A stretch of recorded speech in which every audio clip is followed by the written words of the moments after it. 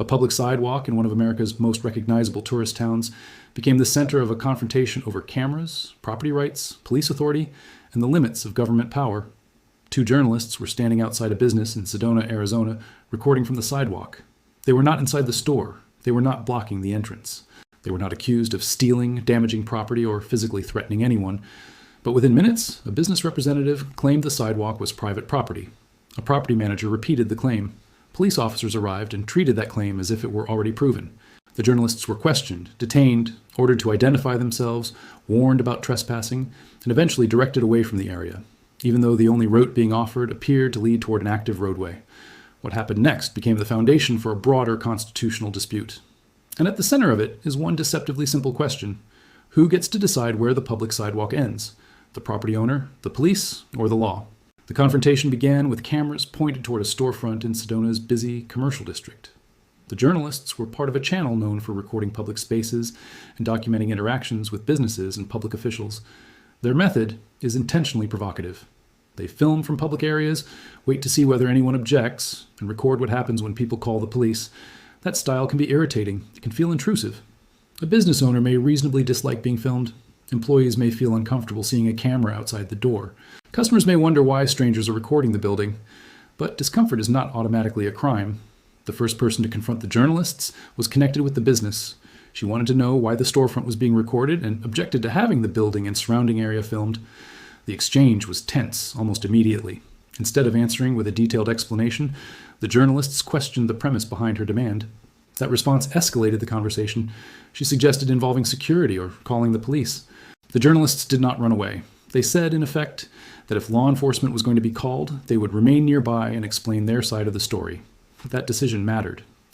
When someone stays after being asked to leave, the legal question depends entirely on where that person is standing and who has authority over the property. If the journalists had been inside the store, the situation would have been different. A business generally has the right to control access to its private interior. If they had entered a restricted area, crossed a fence, blocked the doorway, or remained in a private area after a lawful demand to leave, a trespass investigation might have made sense. But the journalists said they were on the sidewalk. And sidewalks occupy a special position in American constitutional law. Public streets and sidewalks are traditionally treated as places where people may speak, protest, photograph, gather information, and express opinions. The Supreme Court has repeatedly described ordinary public sidewalks as classic examples of traditional public forums, where First Amendment protections are at their strongest. United States versus Grace. That does not mean every piece of pavement beside every business is automatically public. Some walkways are privately owned. Some shopping centers control internal paths. Some areas may be subject to special restrictions. The exact property line can matter. But a person cannot change the legal status of a sidewalk simply by announcing a different status out loud. That became the central argument when another man arrived and identified himself as responsible for the larger property. He told the journalists that the area was private and that ownership extended all the way to the curb. His explanation appeared to rely on a lease or property arrangement that included the strip of land where the sidewalk was located. The journalists challenged that claim. They asked where the property boundary actually was. They questioned whether a lease could include a public sidewalk. They pointed out that pedestrians used the walkway as part of the ordinary public route through the district. The property representative insisted that the sidewalk was included. This is where the dispute moved from an uncomfortable conversation into a legal confrontation. The question was no longer simply whether a store owner wanted cameras outside. It was whether the business had the authority to remove people from a public passageway. A lease to the curb might sound decisive to someone hearing it in conversation.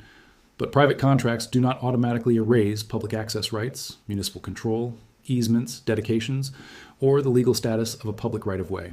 The exact answer depends on deeds, plats, easements, city records, and the governing law, not on confidence or volume. That distinction was crucial because the police did not arrive with a confirmed property survey. They arrived after receiving a complaint from people who claimed the journalists were on private land. The first officer's task should have been straightforward. Separate the competing stories, identify the suspected offense, and determine whether there were objective facts supporting police action. Instead, the encounter quickly centered on the property owner's version of events. The officers asked what the journalists were doing. The journalists explained that they were filming in the area for a travel-oriented YouTube program. They said they had not entered the business and were documenting the streets and storefronts. That answer did not end the investigation. The officers continued asking questions, and the journalists continued challenging the premise that they were trespassing. The more they questioned the officers, the more the interaction shifted from fact-finding to control. That shift is one of the most important moments in any police encounter. There are generally three different types of interaction between officers and civilians. The first is a consensual encounter where a person is free to walk away and does not have to answer questions. The second is an investigative detention, which requires reasonable suspicion that the person is involved in criminal activity. The third is an arrest, which requires a stronger legal basis. The words officers use do not determine which category applies. Conduct does. An officer can say, "You're not detained," while blocking a person's path, ordering them to remain, or making clear that leaving is not allowed. At that point, the encounter may function as a detention regardless of the label. During this confrontation, the officers initially described the situation as an investigation, but when the journalists asked whether they were free to go, they were told that they were not. That was the moment the encounter became a detention. And once the detention began, a second question became unavoidable. What was the reasonable suspicion? Under the Fourth Amendment, police generally cannot detain someone merely because another person is annoyed, suspicious, or demanding removal. The officer needs specific, articulable facts suggesting that a crime has been committed, is being committed, or is about to be committed. That principle comes from the Supreme Court's decision in Terry v. Ohio, which established the legal framework for investigative stops. Terry v. Ohio. Here, the suspected offense appeared to be trespassing. But trespass requires unlawful presence on property where the person has no right to remain. If the journalists were actually standing on a public sidewalk, their presence would not become criminal just because a business representative objected to being recorded.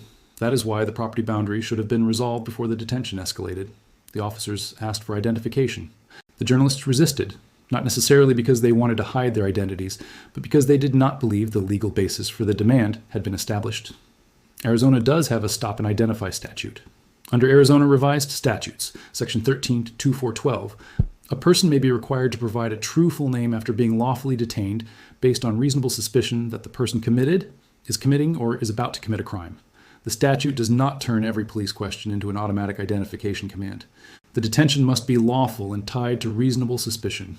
Arizona Revised Statutes, paragraph 13-2412. That distinction matters. If police lawfully detain someone who reasonably appears to be trespassing, the identification issue may be valid. If the detention is based only on an unverified property claim, then the ID demand may inherit the same legal weakness. The journalists repeatedly asked the officers to identify the crime being investigated. They also asked whether they were being detained. The officers gave shifting answers before eventually confirming that the journalists were not free to leave. At one point, an officer appeared to want the journalists to stop talking while the officers questioned the property representative. The journalists argued that the officers were accepting the property manager's story without properly hearing theirs. The tension rose because neither side was willing to surrender the frame of the encounter. The journalists saw the police as enforcing a private citizen's mistaken legal theory. The officers appeared to see the journalists' questions as resistance and disrespect. But being argumentative is not, by itself, a crime. A civilian does not lose constitutional protections because an officer finds the person irritating. And an officer's authority does not expand simply because the person being questioned refuses to agree.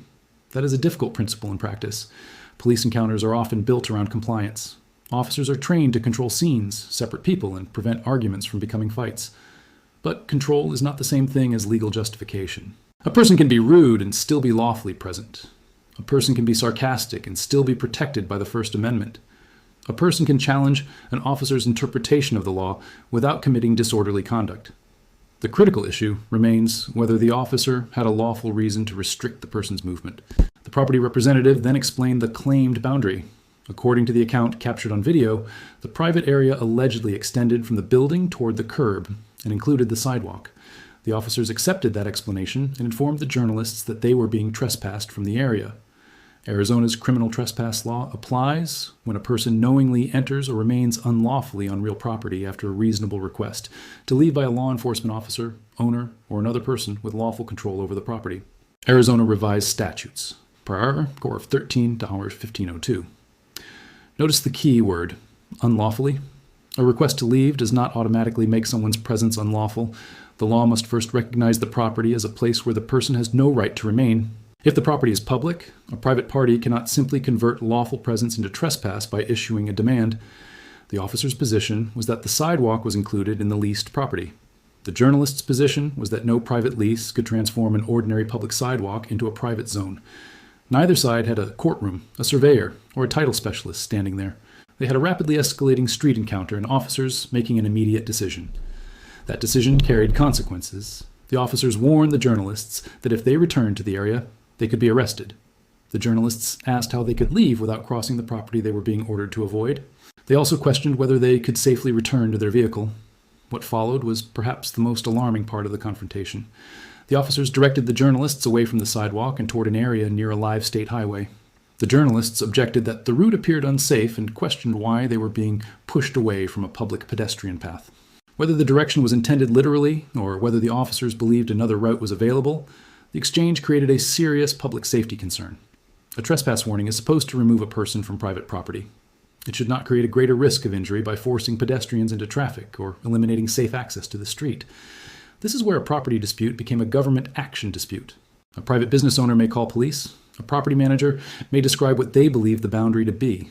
But once officers detain people, demand identification, issue commands, and threaten arrest, the city is no longer merely mediating a disagreement between private parties. The government is exercising power, and government power must be grounded in law. The journalists eventually left the area.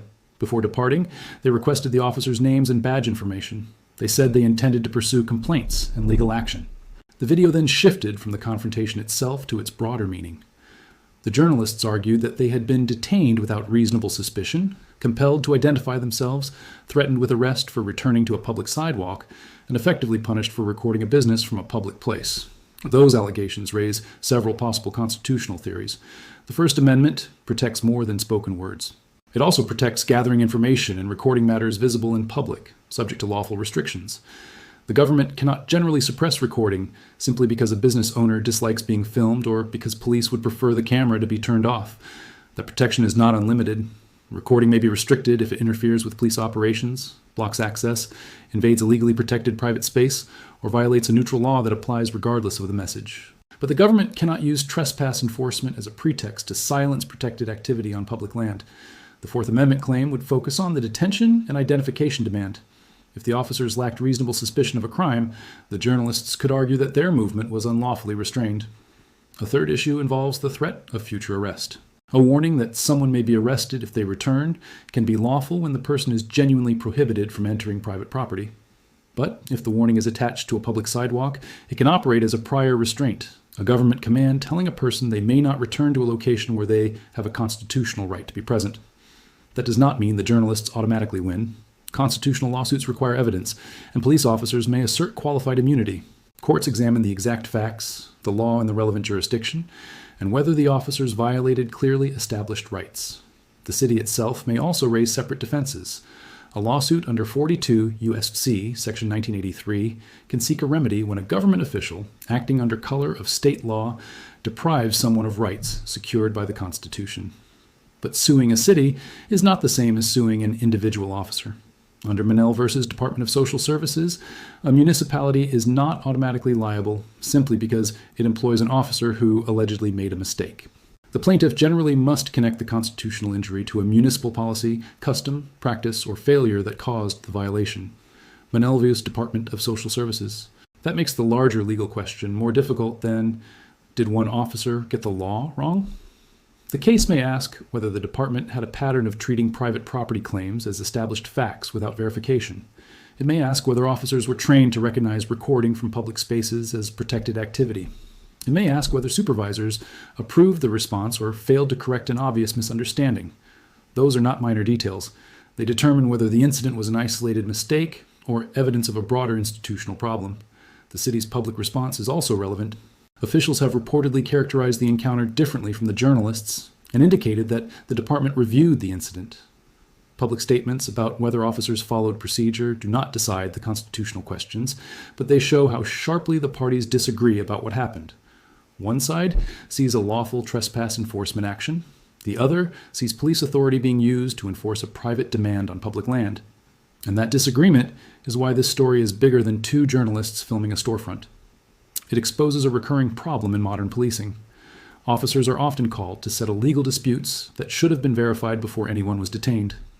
A property owner may say, "This is private." A neighbor may say, "That person is trespassing." Not at all. A manager may say, "They are not allowed here." But the police cannot simply outsource the legal conclusion to the loudest person at the scene. If the question is whether a person is on private property, an officer should determine what can be established immediately. Is there signage? Is there a fence? Is the person inside a building? Is there a marked boundary?